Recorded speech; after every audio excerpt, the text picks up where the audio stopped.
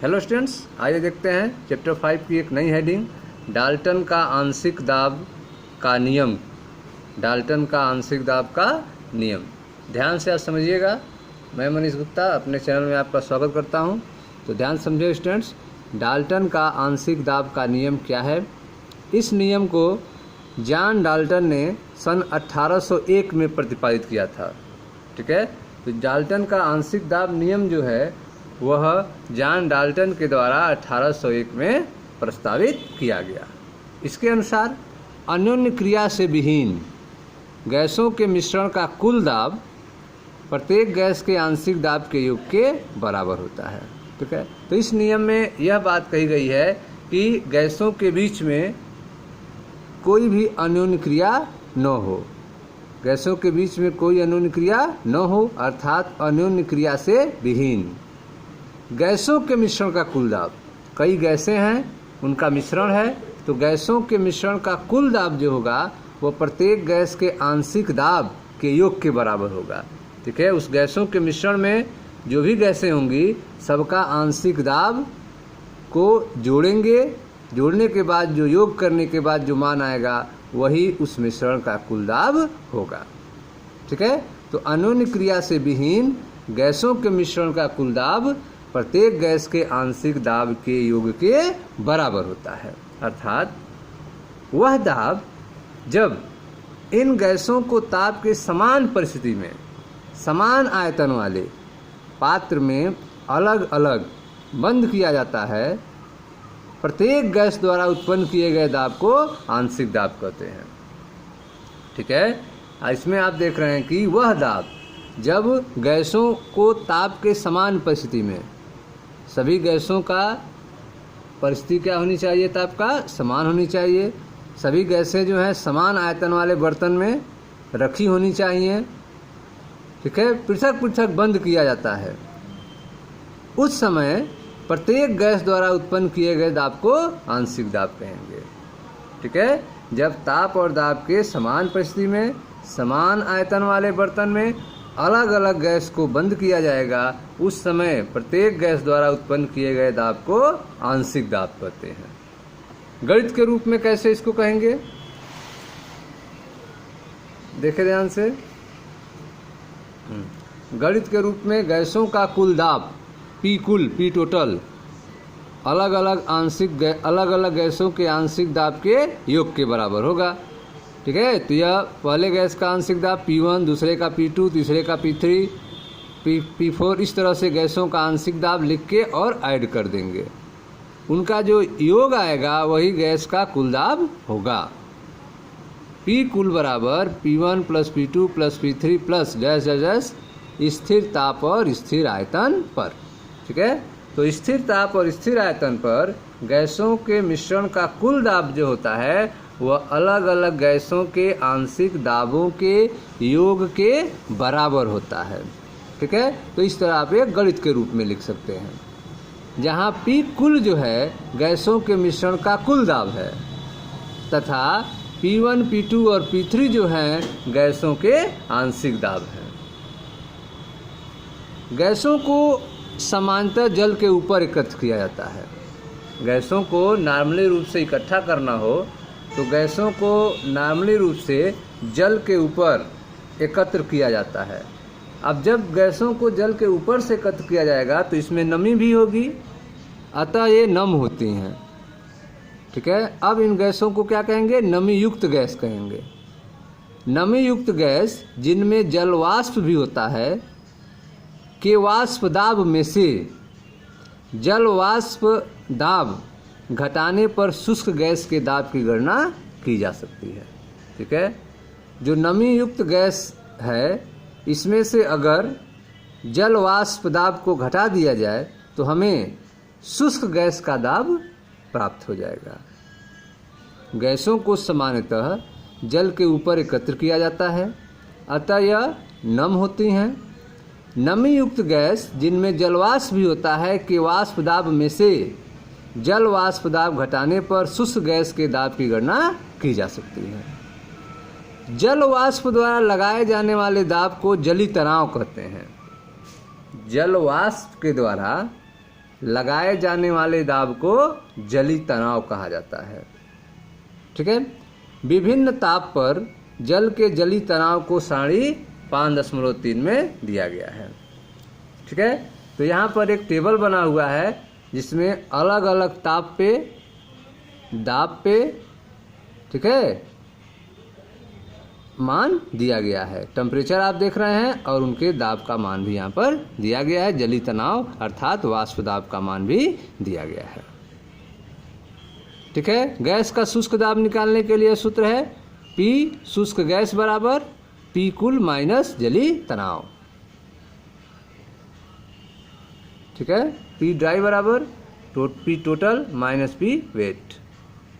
ठीक है। तो जो जली तनाव होगा अर्थात जल वाष्प द्वारा लगाया जाने वाला दाब, जल वाष्प के द्वारा लगाए जाने वाले दाब को ही क्या कहेंगे? जली तनाव कहेंगे।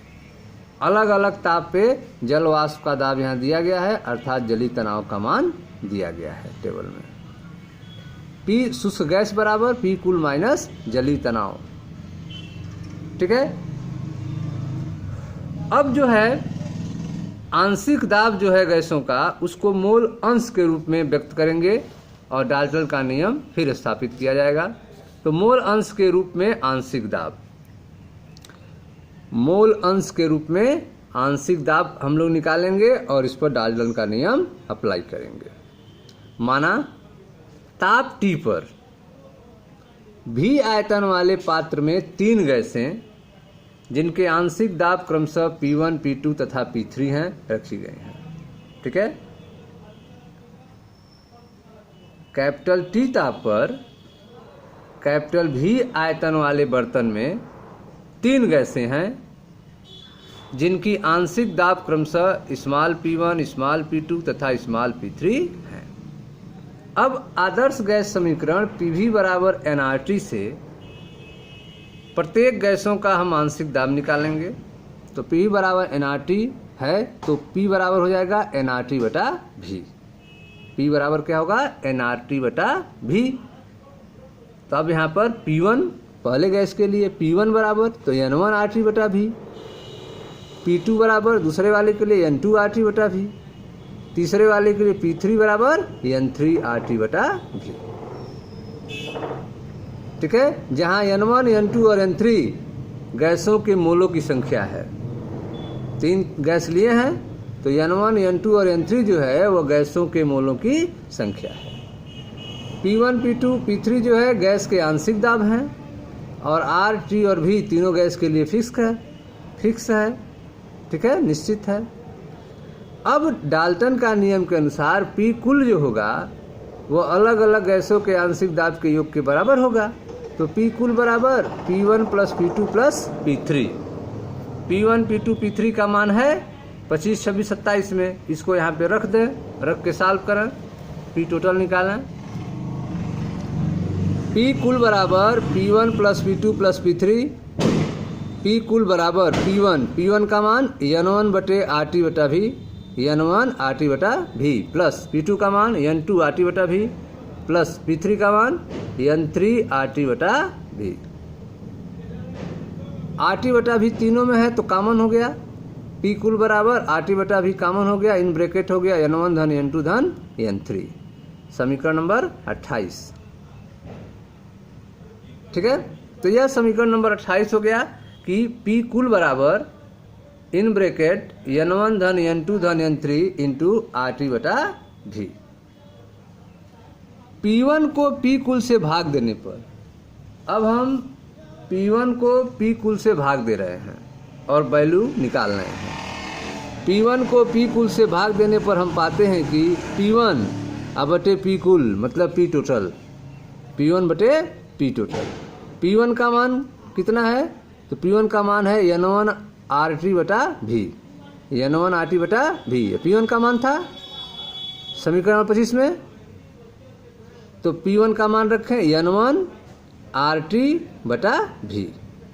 P टोटल का मान यह जो है N1 धन N2 धन N3 RT अब बटे V, तो V ऊपर चला जाएगा, यह हो गया।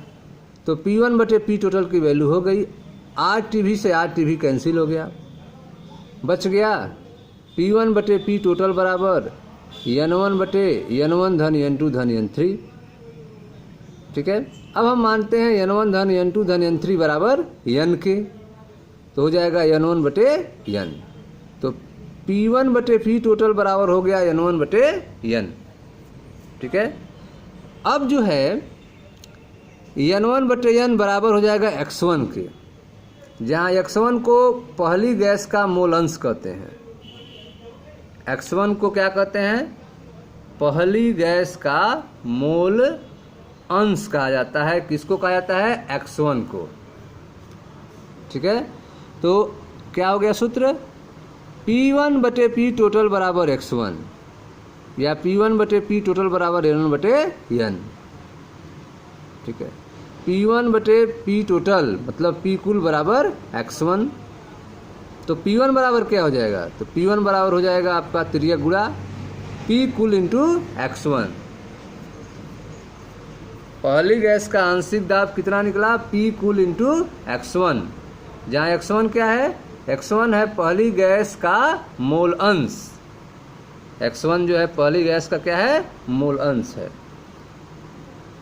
तो P1 बराबर P कुल इंटू X1, इसी तरह से P2 बराबर P कुल इंटू X2, P3 बराबर P कुल इंटू X3। ठीक है, आगे देखते हैं।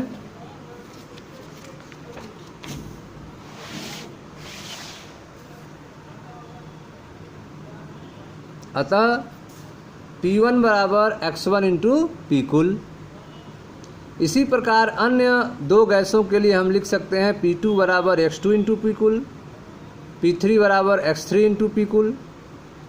ठीक है, अतः एक सामान्य समीकरण के रूप में हम इस प्रकार लिख सकते हैं Pi बराबर XI इंटू P कुल, Pi बराबर XI इंटू P क्यू। समीकरण नंबर 29, जहाँ Pi तथा XI I गैस के क्रमशः आंशिक दाब और मोल अंश हैं। Pi और XI क्या हैं? I गैस के आंशिक दाब Pi और XI क्या है? मोल अंश है। यदि गैसों के मिश्रण का कुल दाब ज्ञात हो, यदि गैसों के मिश्रण का कुल दाब ज्ञात हो तो समीकरण 29 की मदद से प्रत्येक गैस से उत्पन्न आंशिक दाब को ज्ञात किया जा सकता है। Pi बराबर XI इंटू P कुल से यदि P टोटल आपको पता हो तो इस समीकरण से प्रत्येक गैस से उत्पन्न आंशिक दाब की गणना की जा सकती है। ठीक है, कैसे करेंगे देखते हैं ध्यान से, एक उदाहरण के माध्यम से। एक नियान डाई ऑक्सीजन मिश्रण में, नियान डाई ऑक्सीजन मिश्रण में 70.6 ग्राम डाई ऑक्सीजन, 167.5 ग्राम नियान है। ठीक है, तो नियान और डाई ऑक्सीजन का मिश्रण है, दो गैसों का यह मिश्रण है जिसमें 70.6 ग्राम डाई ऑक्सीजन है और 167.5 ग्राम नियान है। यदि गैसों के मिश्रण का कुल दाब 25 बार है, P टोटल कितना है? P कुल 25 बार है, तो मिश्रण में नियान और डाई ऑक्सीजन का आंशिक दाब क्या होगा? ठीक है, तो मिश्रण में आपको नियान और डाई ऑक्सीजन का आंशिक दाब ज्ञात करना है। अर्थात आपको आंशिक दाब का सूत्र लगाना है Pi बराबर XI इंटू P कुल। ठीक है, तो उससे पहले आपको XI मालूम होना चाहिए। P कुल तो दिया है 25 बार कुल दाब, लेकिन मोल अंश निकालना पड़ेगा। नियान और डाई ऑक्सीजन का फार्मूला लगाने के लिए, आंशिक दाब निकालने के लिए, आंशिक दाब नियान का, आंशिक दाब डाई ऑक्सीजन का निकालने के लिए आपको पहले डाई ऑक्सीजन और नियान का XI अर्थात मोल अंश निकालना होगा। तो मोल अंश बराबर होता है, ठीक है, जिसका निकालना होता है उसके मोलों की संख्या बटे कुल मोलों की संख्या। यह मोल अंश का सूत्र होता है। तो पहले मोलों की संख्या निकालते हैं, उसके बाद मोल अंश निकलेगा। तो शुरुआत करते हैं डाई ऑक्सीजन के मोलों की संख्या। डाई ऑक्सीजन के मोलों की संख्या बराबर भार बटे अणुभार। तो भार प्रश्न में दिया है कि डाई ऑक्सीजन जो है 70.6 कितना है, हाँ 167, यहाँ देखिए ध्यान से, यह है नियान डाई ऑक्सीजन मिश्रण में 70.6 ग्राम डाई ऑक्सीजन और 167.5 ग्राम नियान है। ठीक है, तो डाई ऑक्सीजन कितना है आपका 70.6 ग्राम है और नियान कितना है 167.5 ग्राम है। तो रखें मान, डाई ऑक्सीजन के मोलों की संख्या बराबर डाई ऑक्सीजन का भार 70.6 ग्राम अब बटे डाई ऑक्सीजन का अणु भार। तो डाई ऑक्सीजन का अणु भार कितना होता है 32 ग्राम पर मोल। सॉल्व करेंगे तो 2.21 मोल आ जाएगा। इसी तरह नियान के मोलों की संख्या बराबर, ठीक है, तो नियान के भार 167.5 ग्राम दिया हुआ है अब बटे नियान के अणु भार मतलब 20 ग्राम पर मोल। सॉल्व करेंगे तो 8.375 मोल आ गया। ठीक है, तो इस तरह से डाई ऑक्सीजन के मोल संख्या, नियान के मोलों की संख्या निकल गया है। अब मोल अंश निकालें। डाई ऑक्सीजन के मोल अंश बराबर, डाई ऑक्सीजन के मोल अंश बराबर डाई ऑक्सीजन के मोलों की संख्या बटे कुल मोलों की संख्या। तो डाई ऑक्सीजन के मोलों की संख्या 2.21 अब बटे कुल मोलों की संख्या अर्थात 2.21 मोल धन 8.375 मोल, अर्थात 2.21 बटे ऐड कर देंगे 10.585 बराबर हो जाएगा। ठीक है, डिवाइड करेंगे तो 0.21। तो डाई ऑक्सीजन का मोल अंश निकल गया है 0.21। अब आपको नियान का निकालना है तो 1 में से माइनस करके निकाल सकते हैं डायरेक्ट, या फिर उसी तरह से फार्मूला यूज करेंगे कि नियान का मोल अंश बराबर नियान के मोलों की संख्या बटे कुल मोलों की संख्या। ठीक है, तो नियान के मोलों की संख्या 8.29 अब बटे कुल मोलों की संख्या 10.50, कट करेंगे 10.79 आ जाएगा। या दूसरा रूप है कि 1 में से माइनस कर लें डाई ऑक्सीजन का मोल अंश, तो अन्य रूप में नियान का मोल अंश बराबर 1 माइनस 10.21 तो ये हो जाएगा 10.79। अब मोल अंश निकल गया है, नियान का भी मोल अंश निकल गया 10.79 और डाई ऑक्सीजन का भी मोल अंश निकल गया 10.21। अब आप गैस का आंशिक दाब का सूत्र लगा सकते हैं। तो गैस का आंशिक दाब बराबर मोल अंश इंटू कुल दाब, यही सूत्र आप पढ़े हैं, पी बराबर XI इंटू पी कुल। पी क्या है गैस का, आई गैस का आंशिक दाब है, और XI क्या है आई गैस का मोल अंश है, और पी कुल क्या है कुल दाब है। अर्थात गैस का आंशिक दाब बराबर मोल अंश गुणे कुल दाब। ठीक है, तो ऑक्सीजन का आंशिक दाब बराबर ऑक्सीजन का मोल अंश 10.21 और कुल दाब प्रश्न में दिया था 25 बार, मल्टीप्लाई कर दिए तो यह आ गया 5.25 बार। यह आपका ऑक्सीजन का आंशिक दाब निकल गया 5.25 बार। इसी तरह नियान का आंशिक दाब बराबर नियान का मोल अंश 10.79 और कुल दाब 25 बार, मल्टीप्लाई कर दिए 19.75 बार। तो इस तरह से नियान का आंशिक दाब कितना हो गया 19.75 बार हो गया, और ऑक्सीजन का आंशिक दाब हो गया 5.25 बार। ठीक है स्टूडेंट्स, तो यह था आपका डाल्टन का नियम। ठीक है, डाल्टन का आंशिक दाब नियम और मोल अंश के रूप में आंशिक दाब। ओके स्टूडेंट्स, वीडियो को लाइक करें, शेयर करें, चैनल को सब्सक्राइब करें। धन्यवाद दोस्तों।